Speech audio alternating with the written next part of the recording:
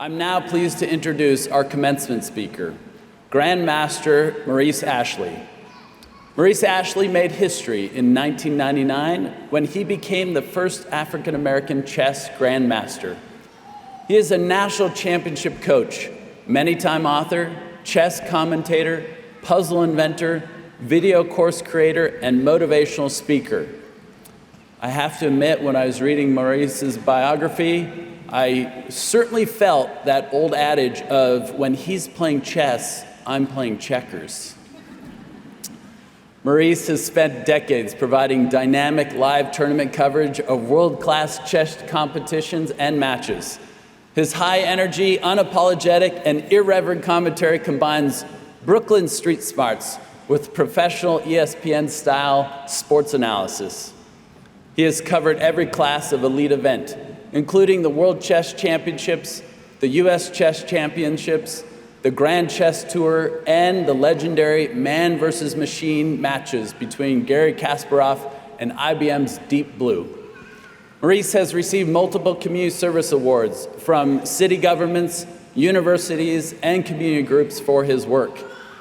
In recognition of his immense contribution to the game, he was inducted into the U.S. Chess Hall of Fame in 2016 and the Brooklyn Technical High School Hall of Fame in 2018. Today, Maurice travels the world as an ardent spokesperson for the many character-building effects of chess and shares how chess principles and strategies can be applied to improve business practices and assist with personal growth. We are so grateful to have Maurice with us today. Please welcome Grandmaster Maurice Ashley.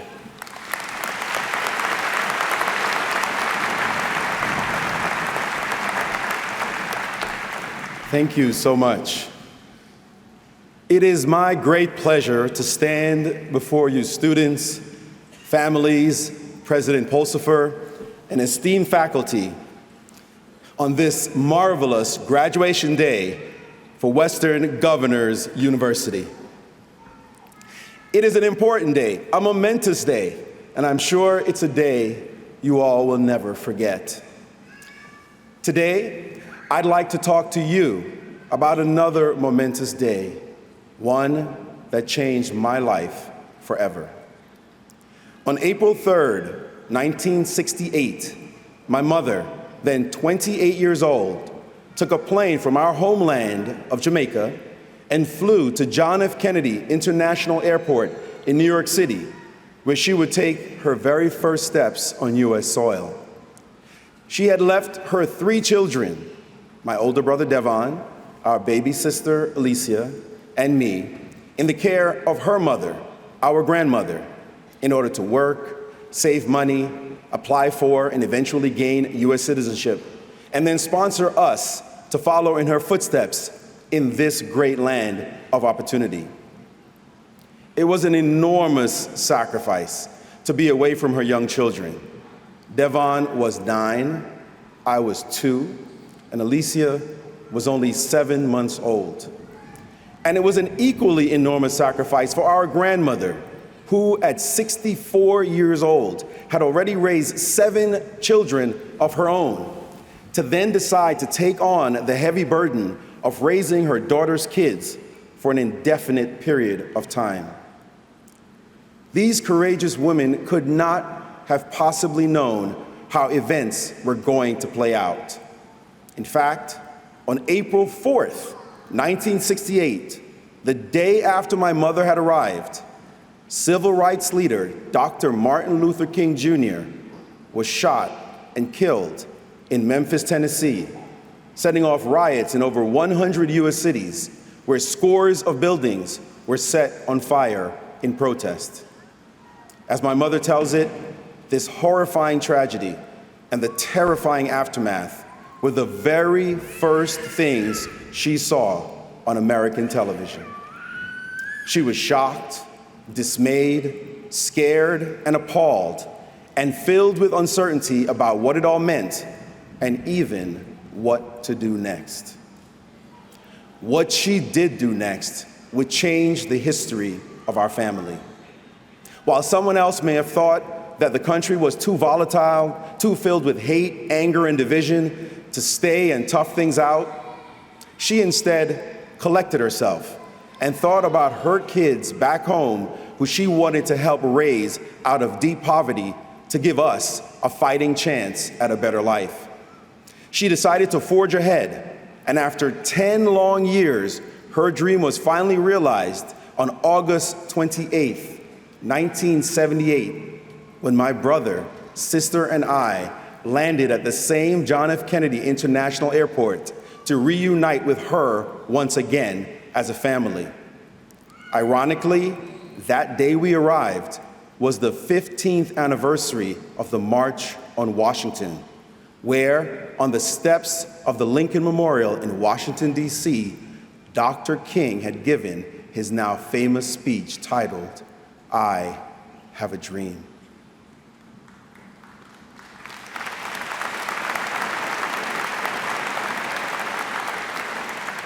Our march to achieve our own dreams had only just begun. The neighborhood we would live in, the one my mother could afford, was Brownsville, Brooklyn. Legendary heavyweight boxer Mike Tyson, Iron Mike Tyson, the baddest man on the planet, was from Brownsville, Brooklyn. Brownsville was so rough, Mike had to get out. But despite all the violence and shootings and drug dealing happening around us, my mother worked hard to keep us on the straight and narrow, insisting that we focus on our education, getting good grades in school above all else. But my mother's plan would not work out the way she had envisioned it. A little over 2 years later, while attending Brooklyn Technical High School, I saw a classmate playing chess. I was always good at board games, so I challenged him, and he completely demolished me. I couldn't understand why that had happened until a short time later, I happened to see a book on chess in the school library. I had known that there were books on chess, so I checked it out of the library, went home, studied it cover to cover, and returned to school to challenge my friend. He crushed me again. Turns out he had read that book and a bunch of other books. However, the fire had been lit, and I started checking more books out of the library and begging my dad, who we visited on the weekends, to buy me even more books. And I went to the parks in Brooklyn, where the hustlers would play for money while they played music and distracted you by talking trash the whole time. Not a day went by when I wasn't playing, studying, thinking about, or dreaming of chess. My mother didn't take too kindly to this obsession. To her, she had not made all those sacrifices for me to waste all my time and energy on a stupid board game. When I proudly brought home a certificate that showed that I had been officially awarded the title of chess master by the U.S. Chess Federation for my excellent performance in chess tournaments, she stared at it and asked in Jamaican patois, "Where the money there?" Where is the money? She wanted us to have dream jobs, doctors, lawyers, accountants, engineers, college professors, jobs that were respectable, jobs that she could understand, jobs that she herself, with her limited educational opportunities, did not have the credentials to be hired for. I understood what my mother wanted, so I stayed in school, went to college and studied electrical engineering. And when that got too intense and got in the way of my chess studies, I switched to becoming an English major. How hard could that be? I speak English.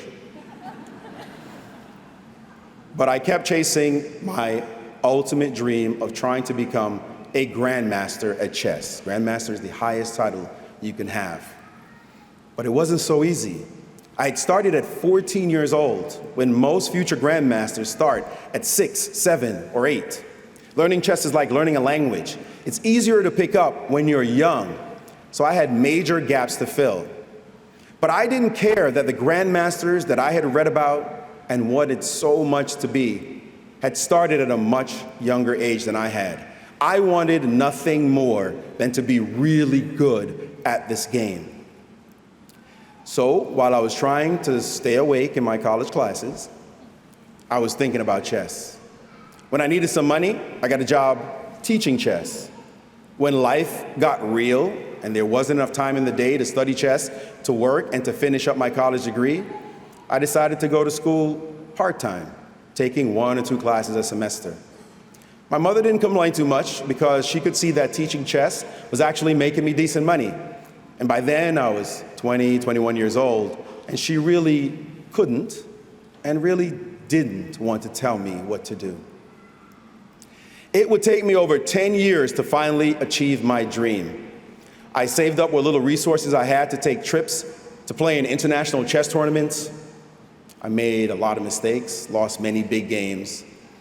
But along the way, I learned that making mistakes and losing were both a part of the process. That for every great destination, it's the journey that gives it real value.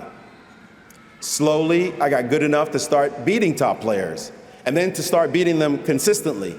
And finally, in 1999, at the ripe age of 33, I won the game that made me the first African-American Grandmaster in the history of chess.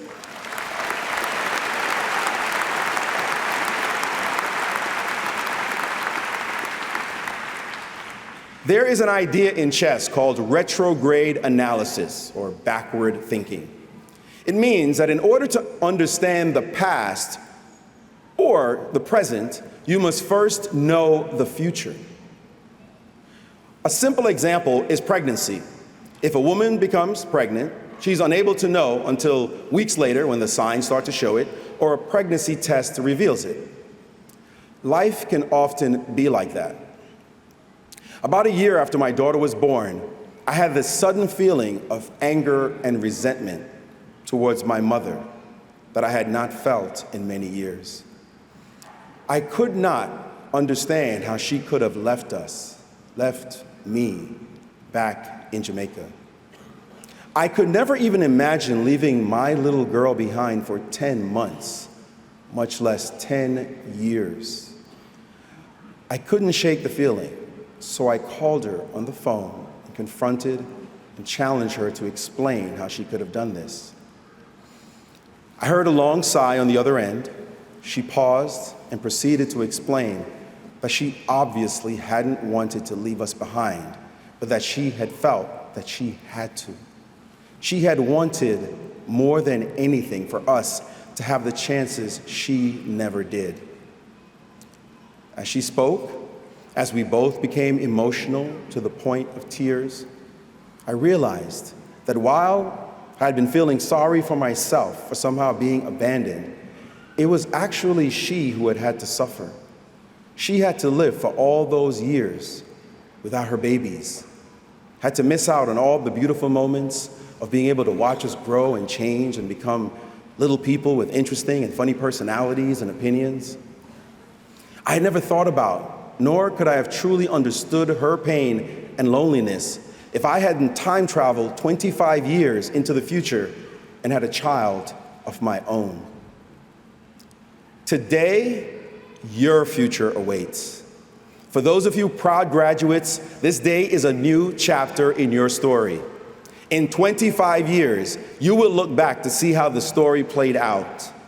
You will come to understand the sacrifices made by the folks who helped you to get here. I can give you this advice. The things you don't quite understand now, you will. The things you think you know will look very different with the passage of time. The emotional baggage or scars you may have, do your future self a favor and start trying to let them go now. It may or may not help you get there any faster, but it will make the journey a bit lighter, a bit easier to handle.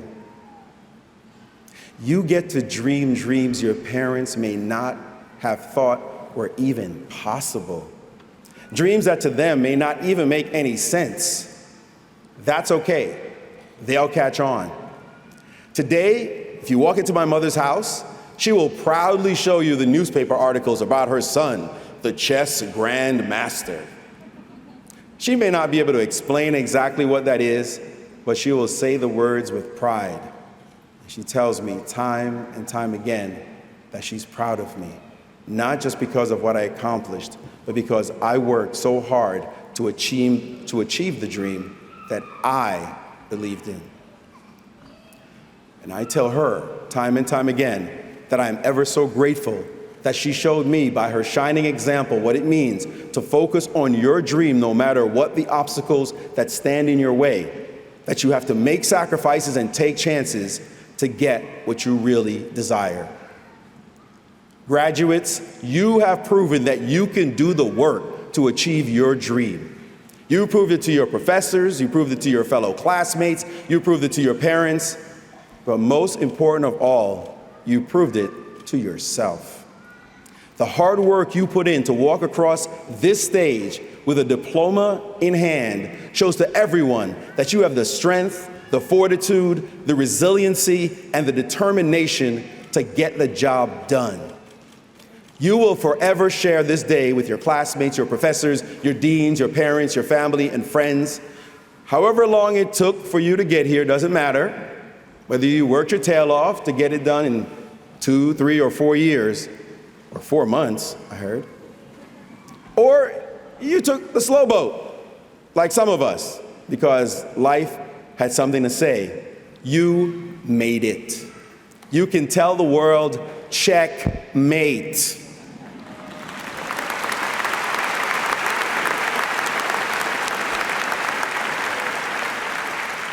Today, one game ends and another begins. Go out there and show the world what you can do. Congratulations, class of 2024. Thank you.